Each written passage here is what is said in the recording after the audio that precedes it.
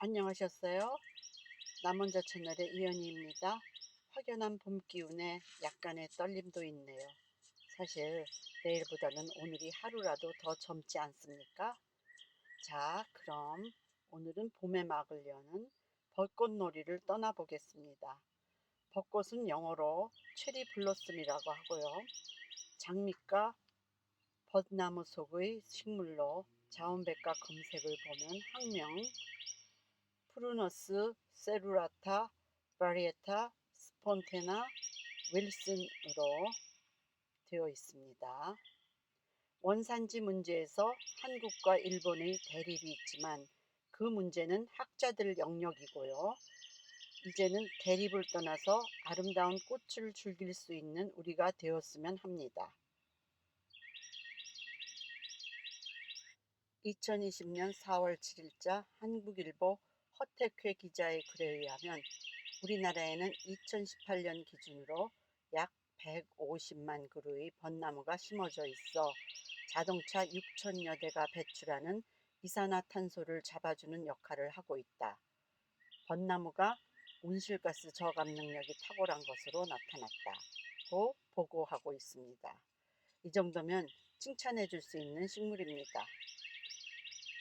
1996년 미국에 와서 첫 부활절을 지내면서 워싱턴 DC에 여행을 갔습니다.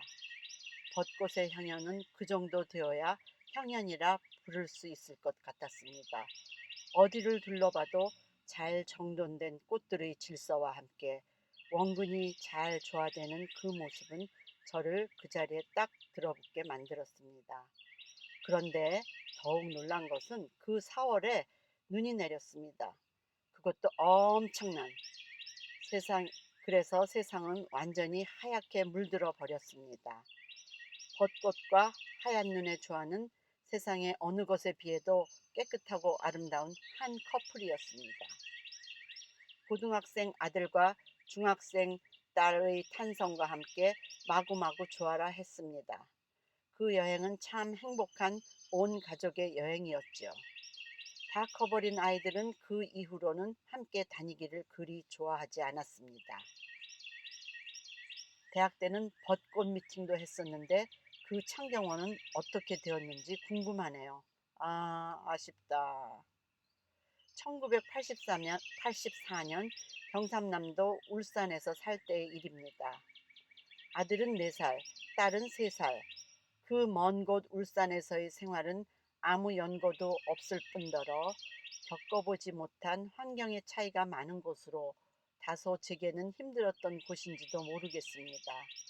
어느 날 저는 혼자서 어린아이들을 이끌고 진해 군항제 벚꽃놀이 여행을 나섰습니다. 나설 때까지는 그런대로 집안에서만의 생활을 피해보려는 생각이었지만 막상 실전에서는 만만치 않았습니다. 지금처럼 예약되는 여행이 아니었기에 버스를 여러 번 갈아타고 진해까지 가야 했습니다. 벚꽃놀이행 만원 버스는 그야말로 아비규환이었습니다. 만원 버스에서 얼마나 더웠는지 어린 땅은 등에 업혀 마구 울고 1살 위이기 때문에 서서 가야 하는 아들은 큰 눈만 휘둥그레졌습니다. 순둥이. 여기에서 잠깐, 대학에서 제 전공은 식물학이었습니다. 그래서 학교 다닐 때 경기도 광릉 수목원에 식물 채집을 자주 다니곤 했습니다. 아주 작은 크기의 마을 버스는 낡고 항상 만원이었는데 특이한 것은 너무 낡아서 차 안에 복도가 군데군데 밑이 빠져 있어 바깥으로 발이 빠질 수도 있는 그런 버스였습니다. 다시 연결하겠습니다. 진해로 향하는 아비규환의 버스 속에서 나는 문득 그 광릉 수목원행 밑빠진 버스를 떠올렸습니다. 등에는 채집 도구가 들은 배낭 대신 어린 딸이 매달려 있었습니다. 그때가 너무 좋았는데 하고는 미소를 띠고 벚꽃놀이를 감행했습니다. 진해에 도착하자 제 마음은 활짝 열렸습니다. 생각지도 못한 아이들의 고생은 뒷전이었고 황홀하기 그지없는 꽃들의 잔치를 만끽하고 돌아서는 순간 다시 집에 갈 일이 태산이었지만 아이를 안 잃어버렸다는 안도감을 아는 채 어찌어찌 무사히 집에 돌아왔습니다. 집에 도착해서 잠들기 전에 그 허무함은 걷잡을 수가 없었습니다. 왜 나 혼자 어린 것들을 데리고 이런 무모한 여행을 했을까? 이런 것이 결혼인가? 나만 이런 것인가? 남편이 솔로몬 군도 파푸아뉴기니로 발령받고 난 후 18개월의 울산 생활은 그렇게 끝나고 그럭저럭 벌써 40여 년을 지내고 있습니다. 오늘의 주제를 이해하기 위해서는 제가 학교에 다닌 이야기를 해야 할 것 같습니다. 대학원을 졸업하고 그해 12월에 공부를 더 하게 해준다는 남편의 말을 믿고 결혼을 했습니다. 외국에 오래 나가서 생활하던 남자인지라 많이 깨인 사람이라고 확신하고 결혼한 터였습니다. 조건은 아이들 낳아 기르고 2, 3년 후에 때가 왔습니다. 나는 자주 아팠던 엄마를 위해 어려서부터 의사가 되고 싶었던 꿈이 있었기에 여기저기 의대에 편입하려고 애써 보았습니다. 대학에 재직 중이던 의사에게도 물어보았으나 길이 없다고 해서 단념하고 식물전공 박사과정에 들어가기로 했습니다. 학기가 시작하면 엄마가 가정부를 붙여주고 학비를 대주겠다고 해서 준비하고 있었습니다. 가사노동과 아이들 속에서 시간을 쪼개어 학원도 다니며 공부하고 밤에는 3시간 정도밖에 안 자고 몇 개월을 지냈습니다. 그런데 느닷없이 남편이 울산으로 발령이 났다고 했습니다. 엄마와 상의했습니다. 엄마는 울산은 나이 어린 처녀들이 많아서 그냥 혼자 보내면 안 된다고 하였습니다. 내가 꿈을 접고 가정이 평화로워지는 게 먼저라고 했습니다. 결혼 전에는 결혼하지 않은 상태에서는 유학 못 보낸다고 하던 엄마. 자식에 대한 학구열은 많았지만 시대의 흐름을 미처 읽지 못했던 우리 엄마의 말에 순종해서 결혼했듯이 나는 또다시 남편에게 순종했는지 엄마에게 순종했는지 울산으로 짐을 꾸렸었습니다. 10년도 훨씬 지난 1997년 미국 온 지 2해쯤 되었을까? 가깝게 지내던 몇몇 부부들과 우리 집에서 저녁을 먹고 이야기를 하던 중에 남편이 자기가 잘한 일 중에 하나가 울산에 자원해서 근무한 일이라고 이실직고 했습니다. 나는 순간 이게 한국말인지 외계어인지 잠시 멍했어요. 누구든지 가기 싫어하는 지방 근무를 자청해서 가다니 손님들이 다 가고 나서도 무슨 말인지 이해가 안 되었어요. 그렇게 밤새워 공부하는 여자를 보는 순간 가정을 온전히 지키지 못할 여자로 생각이 든 것이었다고 하더라고요. 며칠이 지나도 해결이 되지 않았습니다.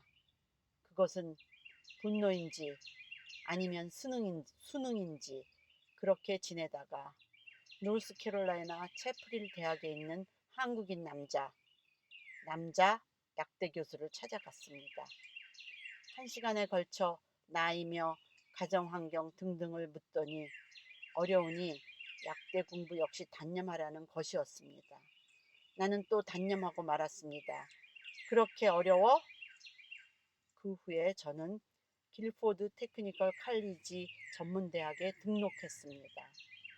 메디컬 트랜스크립션이라고 병원 의사들이 바쁜 업무에 일일이 환자 기록을 할 시간이 없어 녹음하면 대신 그것을 정리해서 기록으로 남겨 환자의 차트를 만드는 일이었습니다.